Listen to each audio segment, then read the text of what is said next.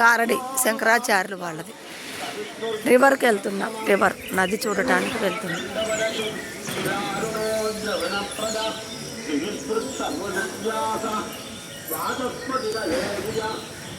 శంకరాచార్యుల వారు సన్యాసాశ్రమం స్వీకరిస్తానంటే వాళ్ళ అమ్మ ఒప్పుకోకపోతే తల్లి ఆజ్ఞ కోసం ఇలా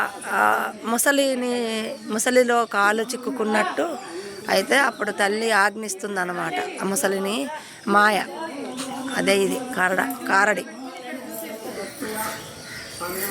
అగో ఆయన రాలేదు, ఆంజనేయులు గారి స్టోరీ అదిగో. శంకరాచార్యుల వారు సన్యాసాశ్రమం స్వీకరించాలంటే తల్లి ఆజ్ఞ కోసం అలా ఆ ముసలి వచ్చి కాలు పట్టేసినట్టు చెప్తారు.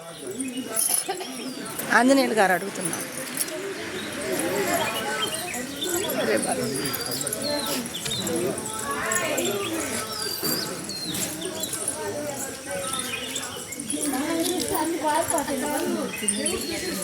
पापा ये पाठशाला वो पापा पाठशाला ఇదేమో అదే ఇంకో చిన్న పొలం పడిపోతాడు సింహాలన్నా ఏం కదనుకోయింది ధైర్యంగా పోయా ఇంకా పడిపోతావానే మనవడు పుడితే డైలాగ్ వాడేసరికి ఒక కుక్కొచ్చి భయపెట్టింది.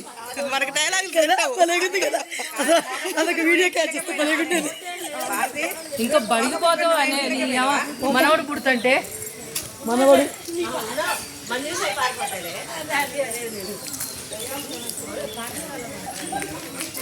నాకు నది స్నానం లేదు అని చెప్పి తల్లి బాధపడుతూ ఉంటే తల్లి కోసం ఇక్కడ నదిని తీసుకొస్తాడు అనమాట.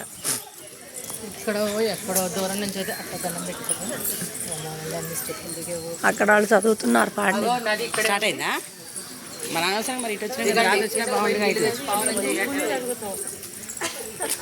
నది